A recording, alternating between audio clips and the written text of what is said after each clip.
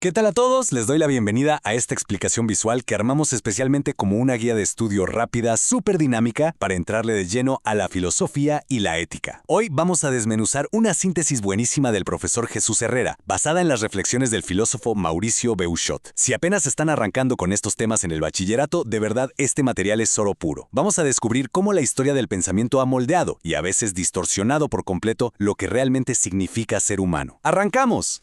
Para que tengamos clarísimo el mapa de hoy, vamos a revisar 6 puntos rapidísimo. 1. El ser humano fragmentado. 2. La trampa del sujeto moderno. 3. El laberinto relativista posmoderno. 4. La persona como sujeto analógico. 5. Comunidad frente a manada. Y 6. Cerramos con ética, virtud y vida diaria. Fíjense bien en esta idea central porque es el corazón de nuestra síntesis. El profesor Herrera, leyendo a Beuchot, nos dice que tenemos un problema histórico gravísimo. El ser humano está fragmentado. Es decir, lo que a un modelo de sujeto le falta, al otro le sobra. A un extremo le falta espíritu y afecto, y al otro le sobra un sentimentalismo ciego que no va a ningún lado. Pero a ambos, tristemente, les falta una profunda eticidad. Vamos con la sección 1. El ser humano fragmentado, de sujeto a simple objeto. A ver, para entender este relajo tenemos que irnos a la modernidad, particularmente con Descartes. Él definió al ser humano como una res cogitans, o sea, una simple cosa pensante. Al ponerle tanto pero tanto peso exclusivamente a la razón pura, el ser humano dejó de ser visto como una persona completa y pasó a ser un sujeto, que rápidamente se empieza a confundir con un objeto. Literalmente, se le cosifica. De repente, la sociedad empieza a ver a la gente casi como calculadoras o herramientas, quitándoles por completo la empatía. Y claro, esto no se iba a quedar así. Históricamente, de ese sujeto moderno y calculador surgen críticas durísimas. Pensadores como Marx se le tiran desde un ángulo social, Nietzsche lo hace desde lo moral y Freud desde lo antropológico. Estas críticas intentan destruir esa frialdad de la modernidad, pero, paradójicamente, terminan dando a luz a un nuevo problema, la posmodernidad, que nos trae a un sujeto totalmente relativista. Es como un péndulo, ¿saben? Se va de un extremo radical al otro. Pasamos a la sección 2. La trampa del sujeto moderno, racionalista y legalista. El sujeto moderno es súper calculador y, la verdad, bastante arrogante. Asume que la ética deontológica es suficiente, o sea, cree que con solo cumplir la ley a rajatabla ya la hizo, ya es buena persona, asumiendo erróneamente que toda ley es justa por naturaleza, lo cual sabemos que no es cierto. Al hacer esto, pierde toda su dimensión afectiva y espiritual.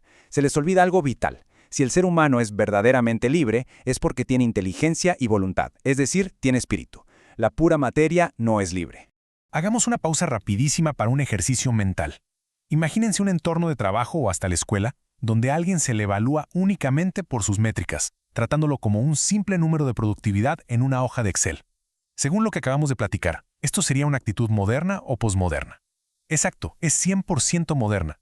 Es el ejemplo perfecto de cosificar al ser humano, pisoteando su dignidad integral. Lo que nos lleva a la sección 3, el laberinto del relativismo posmoderno. Para llevarle la contra a esa frialdad moderna, el sujeto posmoderno dijo, ¿saben qué? Adiós a la razón. Renunció por completo a ella. Ignora que no toda racionalidad es monológica y violenta. Se olvida de que existe una racionalidad dialógica, del diálogo, que deberíamos desarrollar. En su lugar, se vuelve totalmente relativista y emotivista. Usa los sentimientos del momento como su única brújula moral, actuando de forma súper narcisista. Para este sujeto, lo que está bien es lo que le haga sentir bien hoy, y punto. Cero eticidad. Y ojo aquí, porque la gravedad de estas posturas no es pura teoría de salón de clases. Atrocidades históricas enormes, como Auschwitz, son vistas como la prueba suprema del fracaso de la modernidad. Nos muestran qué pasa cuando la razón opera de forma fría y sin una gota de empatía. Pero el relativismo posmoderno tampoco nos salva, porque no tiene la fuerza ética para defender valores innegociables. Al final de cuentas, tanto el sujeto moderno como el posmoderno terminan siendo violentos, porque los dos ignoran la dignidad humana fundamental. Sección 4. La persona. El famoso sujeto analógico. Si ponemos estos modelos frente a frente, el contraste es clarísimo. Por un lado tenemos al sujeto unívoco, que es el moderno racionalista. Del otro lado, al sujeto equívoco, el posmoderno relativista. Pero justo en medio, como la verdadera solución en la terminología de Beuchot, surge el sujeto analógico. Este sujeto analógico es lo que realmente llamamos la persona. Es el único capaz de superar estas violencias extremas porque integra perfectamente la razón y el afecto. Recupera su totalidad. Y esto nos regala una definición hermosísima desde el personalismo contemporáneo. Ser persona no es ser un individuo aislado o un número más de control escolar, es ser una entidad de relación. Ser persona implica superar nuestro propio narcisismo para entrar en verdadero diálogo con el otro. Requiere solidaridad, afecto, amor. La persona asume la ética desde la virtud, buscando madurar y construir el bien común sabiendo que somos interdependientes. Piénsenlo en las redes sociales. Si alguien usa sus amistades nada más para conseguir likes o inflar su ego digital, literalmente los está reduciendo a objetos de consumo, como si fueran un producto en un mostrador. Eso es lo que hace un sujeto fragmentado. Pero aplicar el personalismo, ser un sujeto analógico, significa construir relaciones auténticas, que estén basadas en el respeto y el diálogo profundo. Es ver a la otra persona como un fin, jamás como una herramienta. Llegamos a la sección 5, comunidad frente a la manada, creando vínculos verdaderos. Hay una diferencia brutal entre hacer comunidad y simplemente andar en manada. Una comunidad es algo natural, es un espacio libre, basado en el diálogo, la solidaridad y el desarrollo del bien común. En cambio, la manada es puro instinto, supermecánica, donde la gente solo sobrevive junta pero sin vínculos reales. Las instituciones en nuestra sociedad solo deberían existir como estructuras para proteger esa comunidad natural y jamás para intentar reemplazarla. Aterricemos esto en el salón de clases.